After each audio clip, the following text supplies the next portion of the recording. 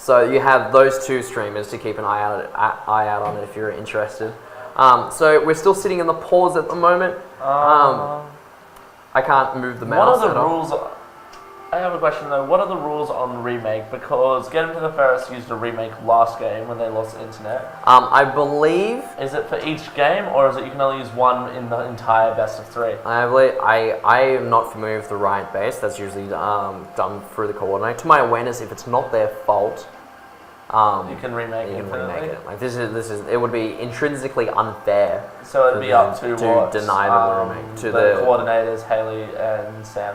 So the to their referees, yeah. Yeah. So the referees' discretion. Yeah. So we'll notice we're still here. We'll see if the pause goes out. I really wish I had an earpiece so I could like communicate with everyone else. You know, just be like walkie-talkie. Yeah, just be like, hey, Red Eagle, is the game's going? I mean, I could tune into Theris's TeamSpeak. So we could always do a sneak peek of what's going on if we get into the first, but we won't do that as that'd be rather rude, and they'd probably come and beat us up. But no, not beat us up, just abuse us profusely. Yeah, that's true.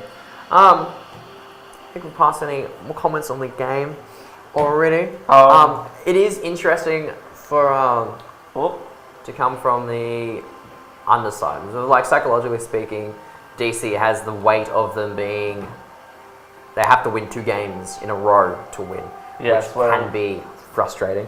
And as we noticed last game, take them to the first or get them to the first, whatever one it is.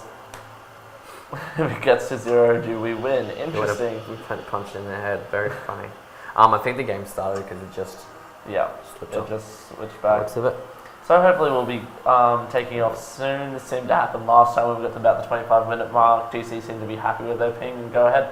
Maybe it's.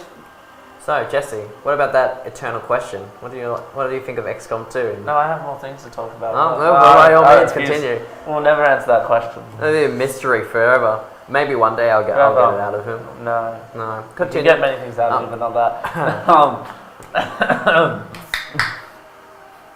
Now you're just trying to put that in you. What? And here we have an example of a gamer attempting to get a sponsorship from a corporation. No, anyway. So, you distracted me from what I was going to say.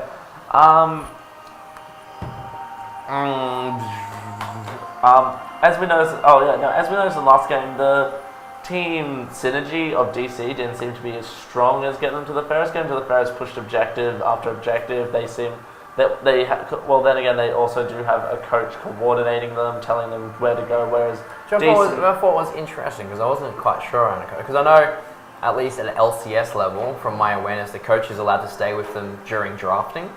But after, as you may remember from the variety of handshakes, that after that they just watch it with everyone else. That's what I thought, but as this isn't pro gaming, I believe it's allowed.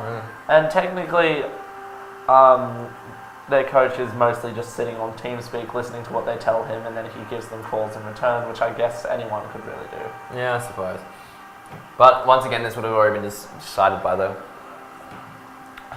coordinator.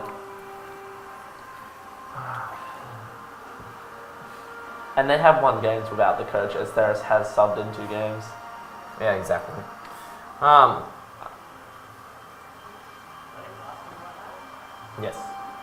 Yes, we are. Oh, lovely. I'm just going to choose to ignore what is unfortunately happening outside my window. Maybe we'll ask someone if they could go see if the game is still paused or if they've done a remake, because as we are currently unaware. Okay. We've just had the information that coming through that we'll be going on a break.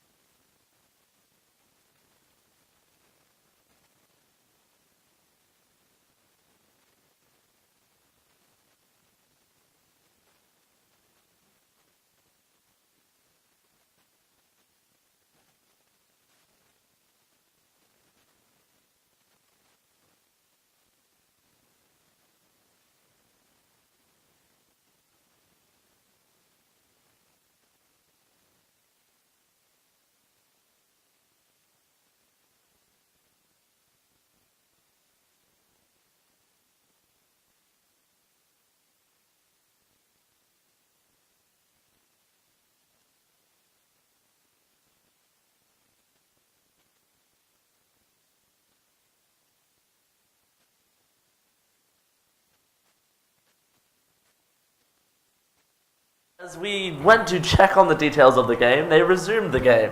So, here we have them all taking up the standard position. Thresh going for a bit further warding, trying to scope out what side the enemy jungle is starting on. Both are going for the conventional blue start. Yeah.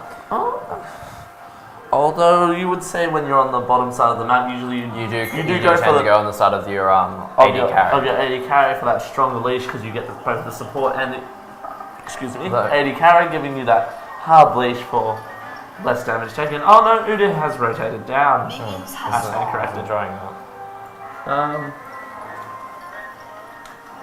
Interesting. No team seems to be wanting to go for invade. No one wants to make any risky plays here. No. And maybe we'll most likely start on blue instead of starting on Gromp, just mainly for the extra mana regen, which has spawned now. There we go. The game has kicked off. A Phoenix stance starting off on Udyr. Very strong stance to start with as Udyr. He'll probably go for a turtle stance usually for that continuous sustain in the jungle, or bear, for that hard sonic run-in. Gotta go fast. Yes. But can you go fast enough to run away from and yourself? there's some nice stun and poke from Anivia on Zilean, as we are showing that Anivia is more suited to the mid lane than Zilean is. Zilean is typically a support champion and doesn't have that early damage that a mage like Anivia will. Going over the top lane, Garen has also managed to get some nice damage already on Shen with his, because as Garen will start off with a stronger base damage, although he has gone for a Doran shield as well, so that they both seem to be going for defensive tanky builds. There's good silence into Judgment Spin. Yes. Which is not called it, but it is called Judgment. We could just say silence into spin for win, as most Garens will go. Seems to me that Garen has taken grasp of the Undying for that continuous sustain from his third hit on the enemy champion, gives him a healing ability. It's interesting to note that both Garen and Shen have amazing sustain when it comes to laning. Shen for his Kai Blade, and Garen for his passive of just purely regenerating health once he's out of combat. And out of combat also. We seem to be having some deep warding from getting to the Ferris. They've got a ward on blue, so they have sight on Udyr. Yep. So they now know where he is. It doesn't tell you who it's from, unfortunately. Oh no, there we go. So Zilean rotated around and put the wards down, which probably would have made a lot of sense. Amumu is just finishing his red now. But now they do have awareness of the enemy jungler and how far they are through their clear. Shen is getting slowly pushed back into his tower. And Garen seems to have a slight level advantage. And bot lane with... And there goes the lights again. Woo! It's almost like what appears to be a bomb. Just some general harass coming out through Severe. She's a little low on mana, though through her mana shield, which we may have neglected to mention in the draft. Spell shield, sorry. It does give you mana as well. Yeah, she will regain mana, which she can use to completely block a threshold. So unlike Braum, who the hook stays connected, it will just disappear completely. Yep, and then she will gain mana for it and able to use her poke more effectively. Oh, there it is, but nothing was landed on it as Braum decided to step in the way, which may not have been the best maneuver for the Severe, as now she is still quite very low on mana. And that will be a very long cooldown on that spell shield. It is 22 seconds, actually, an early level. Let's order this up so it's a little bit easier on us. It's the Jinx. There seems to be an assistance ping coming from... Oh, she did miss that out. Nivea in mid lane, hoping for a gank from Udyr, who is nearby, while... And there's the Zilean stun. However, but he's too to capitalize on it.